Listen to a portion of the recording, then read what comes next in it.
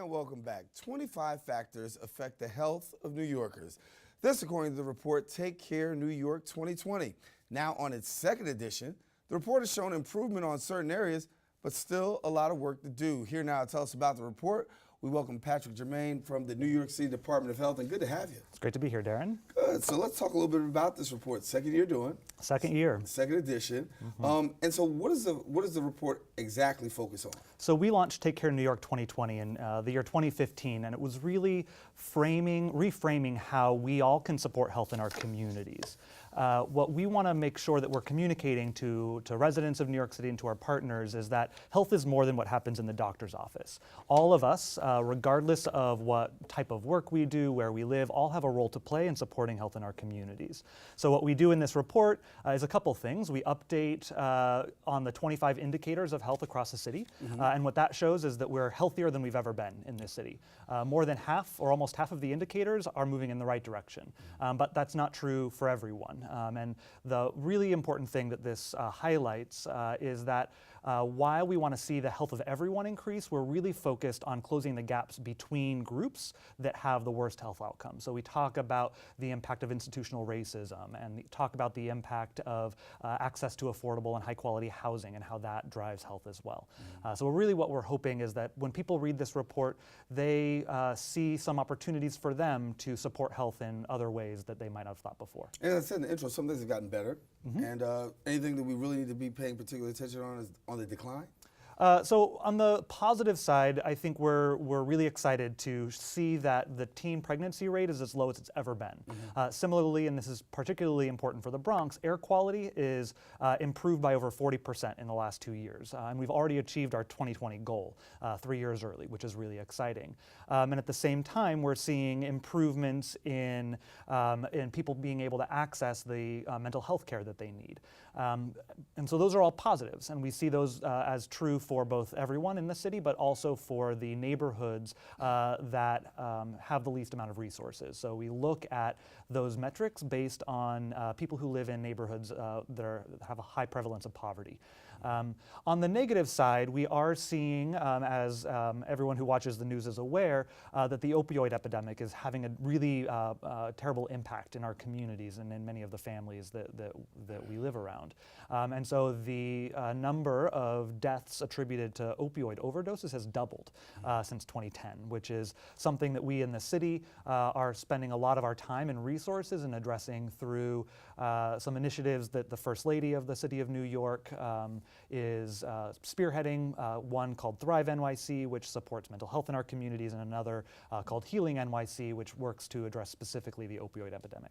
So what can we do on a grassroots level? You got people who are watching right now saying, listen, I'm watching, I'm hearing, what's my role in all this? Yeah, so what this report is really focused on is that you don't have to be a doctor to support health in your community.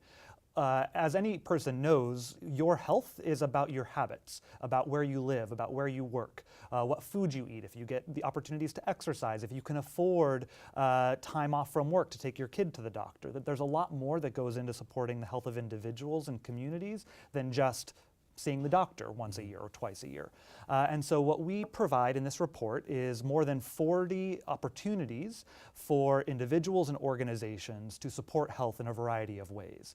And this report is categorized in 4 broad domains: how you can support healthy childhoods, how you can support healthy neighborhoods, how you can support healthy living for people around you, and how you can support access to high quality care. And in each of those, we provide opportunities and examples for what businesses, churches, nonprofit organizations can do to support health, whether it's as simple as sharing information about what resources are in their communities, or perhaps changing the food that you serve in meetings or when you're having people in your space.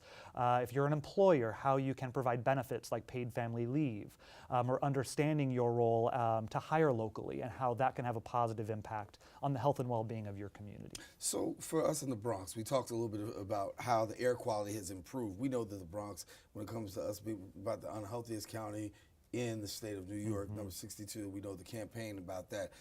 You talked about the improvements. Are we improving in other areas as well? Yeah, so we're seeing improvements in our maternal and child health work. One of our priorities is to work with hospitals and birthing centers to support mothers, first-time mothers principally, but all mothers who give birth, to begin breastfeeding from day one, knowing that breast milk is not only critical for the ongoing brain development and healthy development of the baby, but also helps support maternal well-being as well.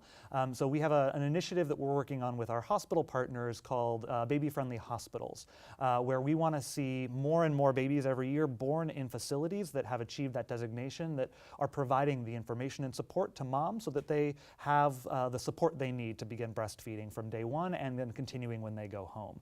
And we're seeing that rate have doubled in the 2 years that we're reporting on in this report, and we're already seeing greater improvements in the years since then. That's good. That's good. It's good news to hear, because we've been talking about this right here on the show, how the health challenge has really been very big for us here in the borough of the Bronx, but to hear there's good improvement in certain things, that's good.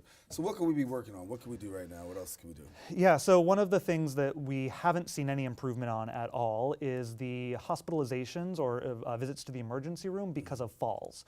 And falls happen primarily amongst older adults because of a couple reasons. One, being able to take medication, and two, that they have a housing environment that is risk-free. And so on our website, we have resources about how building owners, landlords, and residents can change their living facility to be one that helps prevent falls amongst older adults. Some other things that we want to really focus on is for any person who drives, particularly business owners that have trucks driving around the city a lot, that they can upgrade their engines to be less polluting. So there is a program that we highlight in this report that's run out of the New York City Department of Transportation called the Hunts Point Clean Trucks Program, which provides incentives to truck drivers that go to the Hunts Point market, of which there are over 10,000 trips, truck trips a day in Hunts Point section, to upgrade their trucks so that they are emitting sort of less toxic air into our streets and communities, which is good for everyone. No one wants to breathe bad air, but particularly important for children with asthma and other people with breathing difficulties in those communities. So really there are opportunities in here for everyone, regardless of what type of job you have or where you live or where you work, to support health in different ways. A couple quick things before I get ahead. Number one, how does this drive policy? Given the fact that you've got all this data, all this information, is there a policy step, an initiative that now I've got this, now we're going to chase after policy? Yeah, so there's a lot of reasons how policy that's not about healthcare can impact health of our communities. When we think about criminal justice reform, when we think about how businesses spend their money, when we think about education and employment policy, all of those things help support health in different ways. So for example, just this past month, or in this month that we're in, New York State is implementing the nation's most progressive paid family leave law in the country. And so we are seeing the access to, for parents to be able to take time off to take care of their kids and other family members, supports not just their family stability, but the health and well-being of the family unit overall. And so the ideas that are discussed in this report can help people from all types of sectors, whether that's in education, healthcare, employment, workforce development. There's all of us have a role to play in supporting health.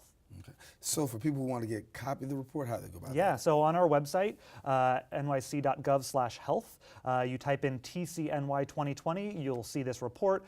We have some videos, both in English and Spanish, and a list of opportunities and resources for everyone to look at. Well, thank you so much. And so I wanted to let you know that you can get that information you saw at the bottom of your screen. We invite you to get connected to it. And certainly thank you, Patrick, for coming in and enlightening us. And it's good to have some good news here in the borough. Yep, it's been a pleasure. All right, Patrick Germain, our guest here. Listen, I want you to stay tuned. We got more show coming up. We'll be right back right after this.